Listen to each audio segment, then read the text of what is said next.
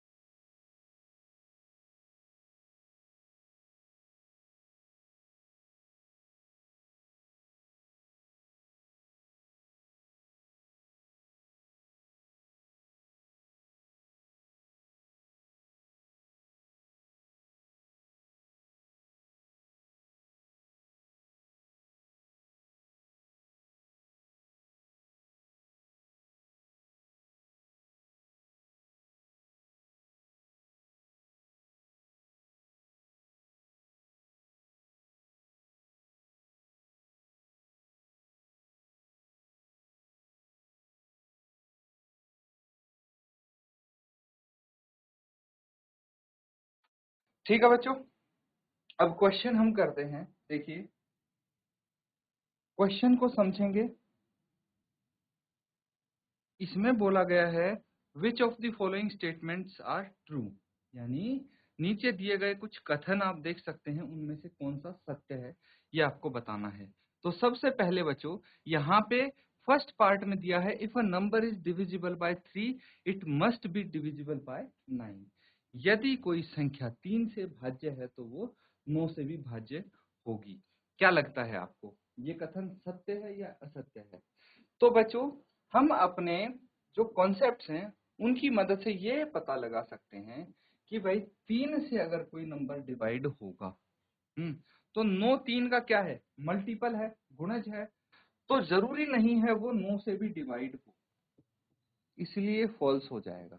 ठीक है, मल्टीपल से नहीं होता, फैक्टर से होता है। ठीक है, अगर इसका उल्टा हो जाता, ठीक है, जैसे 9 से अगर कोई संख्या डिविजिबल है तो क्या वो 3 से डिविजिबल होगी? हाँ, क्योंकि 3 9 का फैक्टर है और फैक्टर से डिविजिबल होती है। याद करो एक क्वेश्चन हमने किया था पिछली एक्सरसाइज में कि भाई कोई नंबर अगर 12 से डिवाइड है तो और कौन से नंबर से डिवाइड होता है, तो 12 के फैक्टर्स लिख दिए थे हमने। बस यही कॉन्सेप्ट यहाँ पे यूज हो रहा है। तो सेकंड पार्ट मुझे बताइए, सेकंड पार्ट देखिए, जो मैं बोलना चाह रहा था वही इन्होंने दे दिया है। यहाँ पे क्या बोला गया है, if a number is divisible by 9 it must be divisible bye 3। यदि कोई संख्या 9 से विभाज्य है तो 3 से भी भाज्य होनी चाहिए। बिल्कुल सत्य है ये। इस तरह से आपको जितने भी ये आई तक पार्ट हैं सब आपको समझने हैं और इनको आंसर लिखने हैं इनके, या तो ट्रू होगा या फॉल्स होगा आंसर। तो फटाफट नोट डाउन करके इनको सॉल्व कर।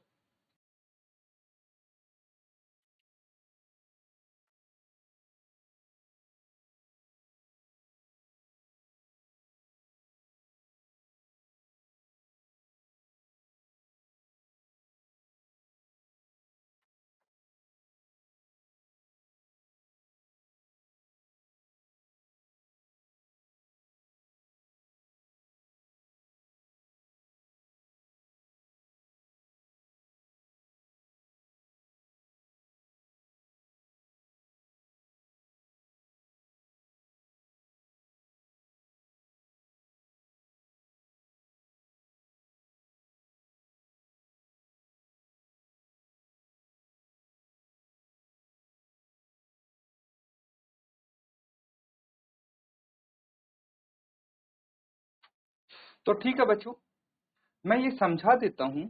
ठीक है, क्या बोला गया है, if a number is divisible bye 18, अगर कोई संख्या 18 से भाज्य है तो वो 3 और 6 से भी भाज्य होनी चाहिए। बिल्कुल सही बात है बच्चों, तो ये ट्रू हो जाएगा। अब क्या बोला गया है, if a number is divisible by 9 and 10 both then it must be divisible by 90। बिल्कुल ट्रू है, सत्य है ये, है ना। यानी बोला गया है कि अगर कोई संख्या 9 और 10 दोनों से भाज्य है तो वो 90 से भी भाज्य होना चाहिए। पिछली एक्सरसाइज में ऐसा एक क्वेश्चन भी किया था हमने कि भाई 9 इंटू 10 कितना आ गया, 90 आ गया, है ना। तो वो संख्या 90 से भी ऑब्वियसली भाग होगी। इफ टू नंबर्स आर को प्राइम सह अभाज्य है, अगर दो संख्याएं, तो कम से कम एक प्राइम होना चाहिए। तो कोई रूल नहीं है भाई, दो कंपोजिट नंबर्स भी को प्राइम हो सकते हैं, इसलिए ये फॉल्स हो जाता है। ठीक है, इस तरह से बाकी देखिए बहुत सारे आपको पार्ट्स दिख रहे हैं, ये आप अपने होमवर्क में भी कर सकते हैं। चलिए एक दो और करवा देता हूं मैं। All numbers which are divisible by 4 must also be divisible by 8। देखिए ये ना एक दूसरे के रिवर्स दे रखे हैं क्वेश्चंस। यानी बोला गया है all number which are divisible by 4, दो संख्याएं 4 से भाज्य हैं उनको 8 से भी होना पड़ेगा। देखिए जैसे हमने फर्स्ट और सेकंड किया था ना, बिल्कुल डिट्टो उनका कॉपी लग रहा है ये। तो ये आप होमवर्क में कर लेंगे, है ना। ये FGHI, ये चारों पार्ट आप होमवर्क में कर सकते हैं, कॉन्सेप्चुअल बेस्ड होते हैं, तो इनको आप अच्छे से कंप्लीट करना होमवर्क में। तब तक हम अगला क्वेश्चन करेंगे। यहाँ पे देखिए ये फैक्टर ट्री से रिलेटेड आ गया क्वेश्चन, देख सकते हैं आप, फैक्टर ट्री का क्वेश्चन है। चलिए इसको यहाँ पे हल करेंगे। तो क्या बोला है, here are two different factor tree for 60, 60 के लिए ही है दोनों, है ना। तो मैंने बोला था कि भाई हम फैक्टर ट्री एक ही संख्या के लिए अलग अलग तरीके से बना सकते हैं। उसमें कोई दिक्कत नहीं होनी चाहिए। राइट द मिसिंग नंबर्स, जहां पे क्वेश्चन मार्क आपको दिख रहे हैं वहां पे आपको लिखनी है कौन सी संख्या आनी चाहिए। चलिए फर्स्ट पार्ट में करके देख लेते हैं। 60 है, 60 को हम क्या क्या लिख सकते हैं। देखिए दो ब्रांचेस 60 से गई, यहाँ पे आया 6, यहाँ पे आया 10। तो मुझे बताइए 6 गुना 10 कितना होना चाहिए, 60 होना चाहिए। तो ये 60 है ना। तो बिल्कुल सही जा रहा है हमारा क्वेश्चन यहाँ तक।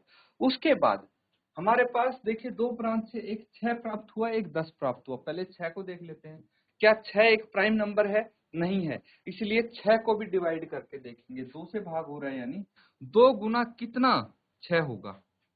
या तो ये देख सकते हैं कि भाई 2 को किससे गुना करें कि 6 आ जाए, ये मल्टीप्लाई तो होते हैं। या फिर 6 को 2 से भाग करके देख लीजिए, को 2 से डिवाइड किया तो कितना आ गया, ये आ गया बच्चों 3, है ना। तो यहाँ पे 3 होना चाहिए, तभी तो 3 गुना 2 6 होगा, 3 2 जा 6 होता है। तो इस तरह से हमें पता लग जाता है। सिमिलरली यहाँ पे देखिए 5 क्या है, प्राइम नंबर है। तो 5 से अगर 10 को भाग करेंगे कितना आ जाएगा, 2 आ जाएगा। तो 5 दूनी 10 होता है, ऐसे कर सकते हैं। या फिर डायरेक्टली आप फाइंड आउट करेंगे कि 5 गुना 2 10 होता है, ठीक है। तो इनको मल्टीप्लाई करके ये ऊपर वाला नंबर आना चाहिए, तभी तो इसके ये ब्रांचेस आ गए हैं। तो मिसिंग नंबर आप पता लगा पाए हैं। इसी तरह से बी पार्ट में आप करेंगे। नोट डाउन कीजिए फर्स्ट पार्ट को, सेकंड पार्ट इसका सॉल्व कीजिए।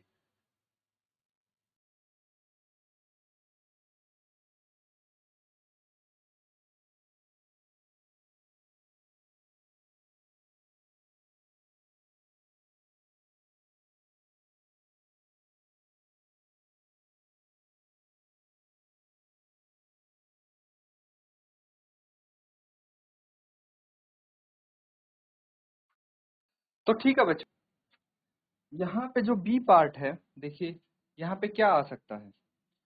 भाई दो ब्रांच गई, एक में 30 आया, तो 30 गुना कितने होना चाहिए, 60। 30 गुना 2 होना चाहिए। या फिर 60 को 30 से भाग करो, 2 आ जाएगा। फिर 30 को दो ब्रांचेज में यहाँ पे लाया गया, तो 10 इंटू 3 कितना होता है, 30। 10 गुना 3 30 हो गया। फिर 10 को दो ब्रांच, तो प्राइम नंबर्स कौन से हैं जिनको गुना करके 10 आएगा, तो 2 और 5। 2 इंटू 5 कितना होता है, 10 होता है। सिंपली इस तरह से कर सकते हैं आप इनको। एक और क्वेश्चन कर लीजिए।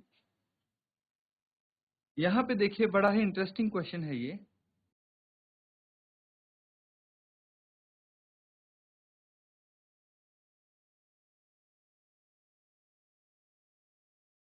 क्वेश्चन पढ़िए बच्चों।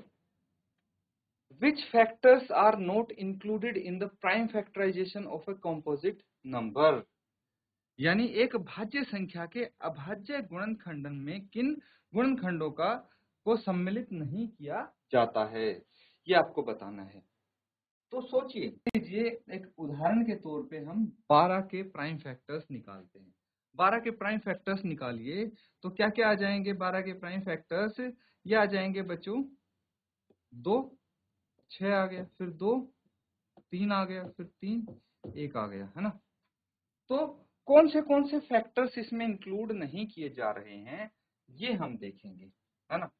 तो वैसे नॉर्मली देखिए 12 के प्राइम फैक्टर्स क्या क्या आ गए, ये आ गए 2 इंटू 2 इंटू 3, यही आ गए। अगर हम वैसे 12 के फैक्टर्स देखें तो 1 2 3 4 6 और 12 ये आ गए, है ना।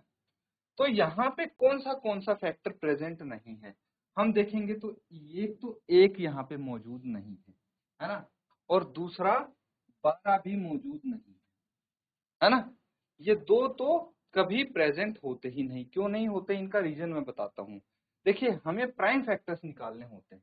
अब एक एक ना ही तो प्राइम नंबर होता है, ना ही कंपोजिट नंबर होता है, इसीलिए इसको हमने सीधे सीधे रिजेक्ट कर दिया, हट जाता है। और ये जो 12 की बात करते हैं ये भी हट जाता है, क्योंकि ये हमेशा कंपोजिट होता है, जबकि हमें प्राइम नंबर चाहिए होते हैं एज ए फैक्टर्स। समझ गए। तो इस तरह से आप बोल सकते हैं कि 1 एंड द नंबर इटसेल्फ, है ना। आप लिखेंगे 1 एंड नंबर इटसेल्फ, ठीक है। नोट डाउन कर लेंगे इसको। ये क्वेश्चन कंप्लीट होता है।